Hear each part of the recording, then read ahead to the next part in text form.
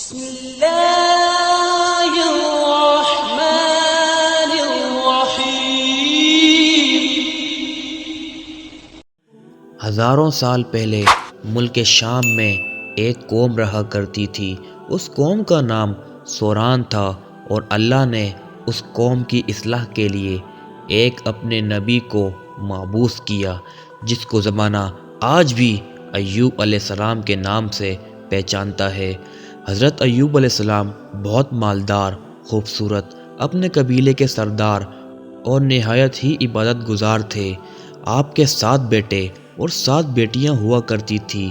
آپ کی عزت اور مرتبہ کا عالم یہ تھا کہ رستے سے جہاں سے آپ گزرتے تھے، لوگ کھڑے ہو کر آپ کا استقبال کیا کرتے تھے۔ امام علی علیہ السلام نے فرمایا، جب اللہ کسی کو عزیز رکھتا ہے تو اسے صبر سے آزماتا ہے۔ تو بس اللہ نے اپنے بندے ایوب کا امتحان لینا شروع کر دیا۔ حضرت ایوب علیہ السلام کی ساری اولاد مر گئی اور ساری دولت ختم ہو گئی۔ اس کے ساتھ اللہ نے ایوب کو ایسی بیماری دی جس میں حضرت ایوب علیہ السلام کا گوشت گلنے لگا، یہاں تک کہ ہڈیاں تک آشنا ہونے لگی۔ بس دنیا نے اپنا روپ بدلنا شروع کر دیا۔ وہ لوگ جو ایوب علیہ السلام کی عزت کیا کرتے تھے، کھڑے ہو کر استقبال کیا کرتے تھے، وہ لوگ حضرت ایوب علیہ السلام کی توہین کرنے لگے۔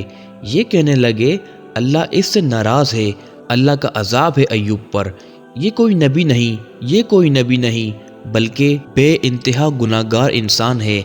یہاں تک کہ ایوب علیہ السلام سے کوئی بات تک نہیں کرتا تھا۔ اللہ کا نیک نبی مطمئن رہا اور مسلسل اللہ کا ذکر اور شکر کرتا رہا۔ لوگوں نے یہ فیصلہ کیا، جو بیماری ایوب کو ہے، ایسا نہ ہو یہ ہمارے بچوں کو ہو جائے، اٹھاؤ ایوب کو، اسے ہمارے محلے میں رہنے کا کوئی حق نہیں۔ بس لاٹھیوں اور کپڑوں میں لپیٹ کر ایوب علیہ السلام کو کچرے کے ڈھیر میں پھینک آتے ہیں۔ بس ایوب علیہ السلام کے ساتھ ان کی بیوی اور ایوب علیہ السلام مطمئن رہ کر اللہ کا ذکر کرتے ہیں، شکر کرتے ہیں۔ جب کھانے کے لیے کچھ نہ بچا تو ایوب علیہ السلام کی زوجہ لوگوں کے گھروں میں جا کر کام کیا کرتی تھی۔ وہ جو تھوڑی سی اجرت ملتی تھی، اس میں سے حضرت ایوب علیہ السلام کا علاج کراتی تھی، لیکن ایوب علیہ السلام اللہ کا ذکر اور شکر میں مصروف رہتے تھے۔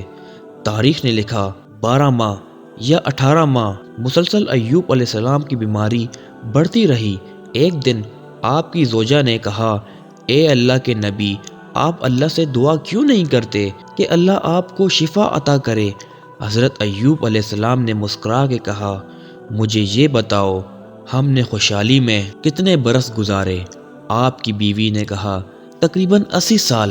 تو آپ رونے لگے اور کہا، 80 سال تک خوشحال رہے تو خوش تھے، ابھی 1 سال سے اللہ نے امتحان لیا تو میں ہمت کو ختم کر دوں؟ جب تک اللہ اپنے بندے کو آزمانا چاہے میں امتحان دوں گا۔ یہاں تک کہ حضرت ایوب علیہ السلام کے جسم پہ جو زخم ہوا کرتے تھے اس میں کیڑے پڑ گئے۔ اگر کوئی کیڑا گر جاتا تھا، حضرت ایوب علیہ السلام اس کو اٹھا کے اپنے جسم پہ رکھ دیتے تھے اور کہتے تھے، شاید تمہارے لیے اللہ کا رزق اللہ نے میرے جسم میں رکھا ہے، تم کھاؤ، اگر اللہ کی یہ مرضی ہے تو۔ بس جب لوگوں نے حضرت ایوب علیہ السلام کی زوجہ کو کام دینے سے بھی انکار کر دیا، لوگوں نے یہ چاہا کہ ایوب کی بیوی ہمارے محلے میں آتی ہے، ایسا نہ ہو کہ یہ ایوب کے ساتھ رہتی ہے، ایوب کی بیماری ہمارے بچوں کو نہ لگ جائے، اس کو کوئی بھی محلے میں نہ بلائے گا۔ بس ایوب علیہ السلام کی زوجہ رو رو کے کہنے لگی، اے اللہ کے نبی، اللہ سے دعا کریں۔ تو ایوب علیہ السلام نے اپنے ہاتھوں کو اٹھا کر کہا، اے اللہ، یقیناً تو رحم کرنے والا ہے، اپنے بندے پہ رحم کر۔ بس یہ کہنا تھا تو آواز غیب آتی ہے، ایوب اپنا پاؤں زمین پہ مارو، وہاں سے چشمہ نکلے گا، اس سے نہاؤ۔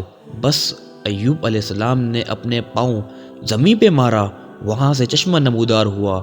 ایوب علیہ السلام نے جیسے ہی اس پانی کو اپنے جسم پہ لگایا، اللہ کے فضل و کرم سے ایوب علیہ السلام کی بیماریاں ختم ہو گئی اور وہ پھر سے جوان ہو گئے اور اللہ نے آسمان سے سونا برسانا شروع کر دیا، اور اللہ نے ایوب علیہ السلام کی بیوی کو بھی جوانی بخش دی اور 23 بیٹے اور 27 بیٹیاں عطا کی، اور وہ پہلے سے زیادہ خوشحال ہو گئے۔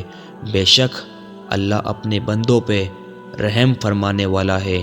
اللہ کے محبوب حضرت محمد مصطفیٰ صلی اللہ علیہ وسلم نے فرمایا، زندگی میں جب بھی امتحان آئے گا تو ایوب علیہ السلام کے امتحانات کو یاد کرنا اور یہ یقین رکھنا کہ زندگی کا اصل نام امتحان ہے۔